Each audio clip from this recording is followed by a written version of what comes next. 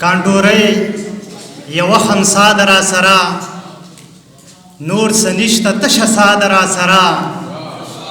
ډېره مننه کانډورۍ یوه خمسا ده را سره نور څه نشته تشه سا ده را سره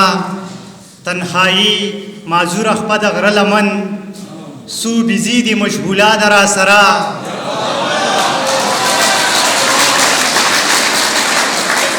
ډېره مننه تنهایي معذوره خپه د غره لمن سو بزي دي مشغوله ده را سره یو څادر یوه منګوز یو څادر یوه منګوز ګریوان کولاو بیا هم ټوله پښتونخوا ده را سره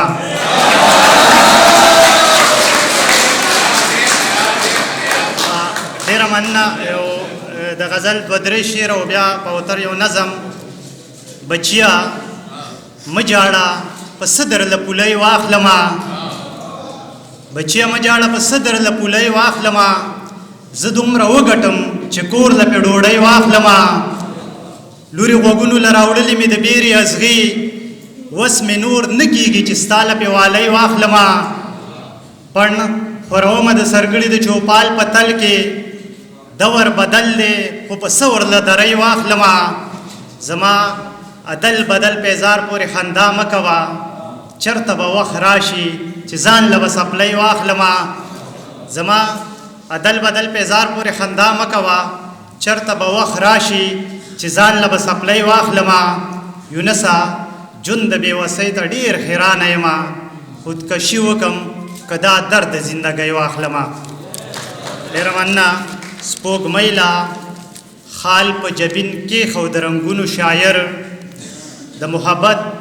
لیونتوب شته که د خیالونو شاعر ځان یې لمبه که لکه شمن رڼا یې وکړه لکه د ستوري راښکاره شه او ځلا یې وکړه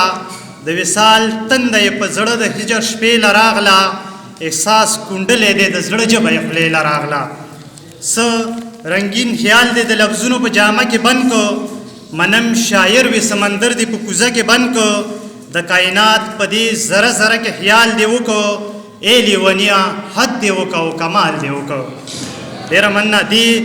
لوږې تندې او دې سختې ته په نور ولاړې ستا حوصلې ته سلام ته لکه د غر ولاړې دغه شمله په پښتنه مینه په سر وتړه دا په علم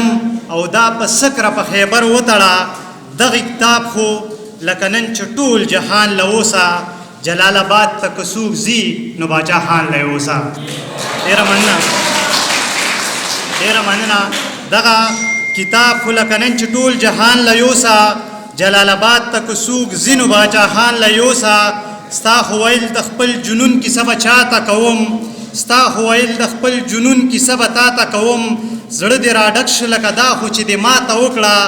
ستا خو د مینې کیسه ټولې پښتونخوا ته وکړه چې یو یو توري ته دې ګورم سا سا دې کړمه احساسات ستا و یاره زه هم په جړا دې کړمه ستا نه قربان شمه زما د زړګي سره یاره ای جادوګره ای ساده باوده اوتره یاره